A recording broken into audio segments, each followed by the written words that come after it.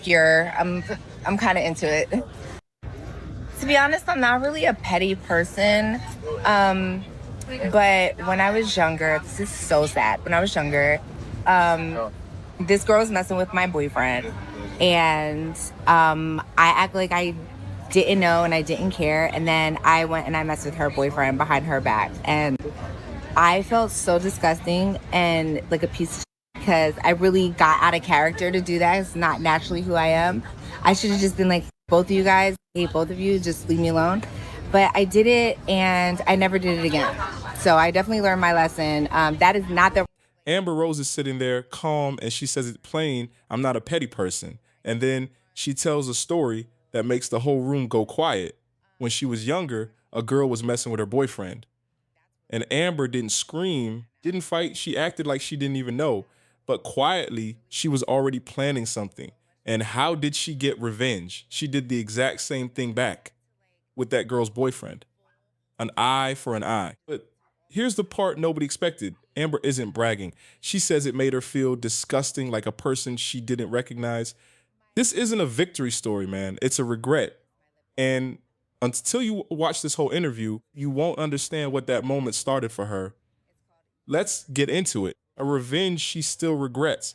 A fake dating life that followed her for years. The red flags she ignored. And one piece of advice that might flip how you think. Amber Rose opened up about everything people assumed she was hiding. But the biggest twist, these aren't random answers. They're the story of how one girl became a completely different woman. What's good? What's good? Welcome back to Cameron Podcast. I'm your boy Cameron. Do me a favor, tap that like, hit subscribe, share this, and drop a comment when you're done. Everything here is from Amber's own interview, her own words, nothing added. She touched every corner of her life, from relationships to revenge, and the deeper it goes, the more a hidden story shows. Let's take it one by one. First, she lays out her deal breakers, no filter, follow a bunch of girls like you own a nail salon, she's out. Hide your phone under the pillow, she's gone. And catch this, phone under the pillow is too specific to be a random rule. That sounds like something somebody actually did to her. She's not reading a list, she's speaking from wounds. And her killer line, go torture someone else, that's not going to be me. That's a woman who won't let the same thing happen twice. But what the world's had wrong about her for years. That's next, and honestly, it's kind of sad. My relationship non-negotiables are, if you are following a bunch of girls, like you own a nail salon, I'm not dealing with it.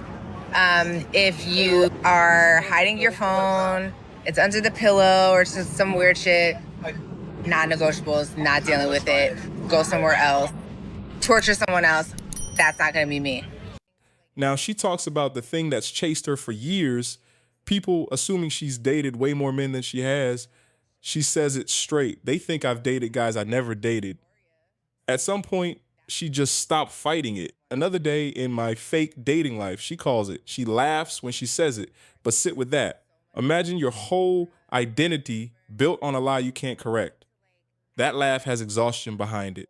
And that's when it clicks why she's so guarded now.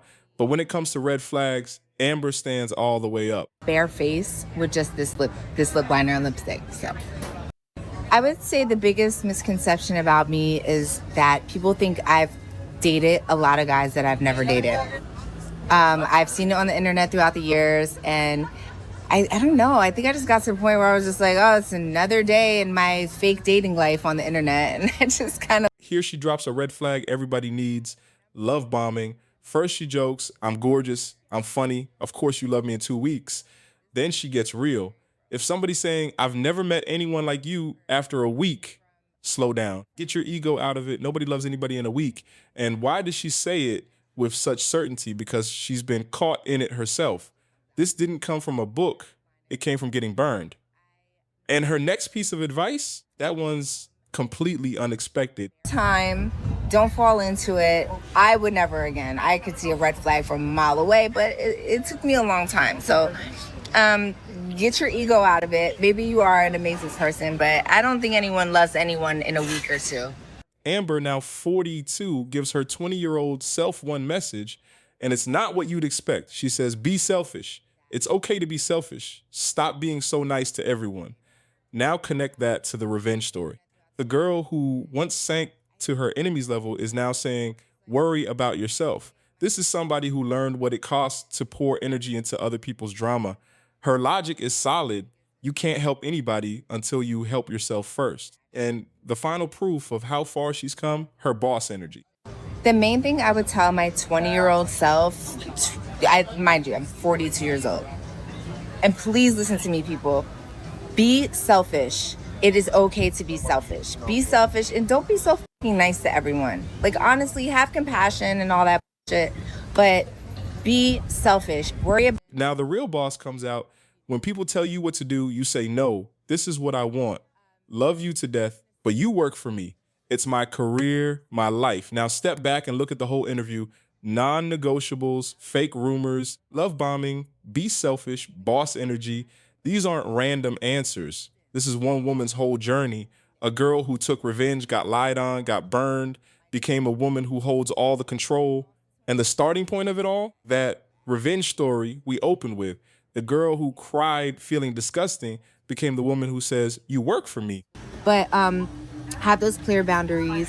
And if you are in any way becoming famous or anything like that, and you get be sure to like, comment, and or subscribe. and all that shit, and they try to tell you this is what you need to do, you say no, this is what I want to do. You work for me, love you to death, girl, but you work for me, and this is what I want to do, and it's my career and it's my life. So let's come back to that revenge, because now it hits different. Amber said she should have just hated both of them and walked away, but she got even, and it broke something in her. And here's where people split. One side says she did right, do unto others what they do to you. The other says she lowered herself to the cheater's level, and that was the real loss. So did Amber win or lose? But her own verdict is clear. Never get revenge like that. It will never make you feel better. And maybe that one lesson shaped the whole woman we just watched. Sometimes the biggest win is simply walking away. So tell me the truth. Would you have taken revenge like Amber, or would you have just walked away? Was she wrong, or just a person who made a mistake and grew from it? Drop your honest answer in the comments, because I read every single tap that. Like, share this with somebody who needs to hear it, and subscribe to Cameron Podcast so you never miss one. I'm Cameron. Peace.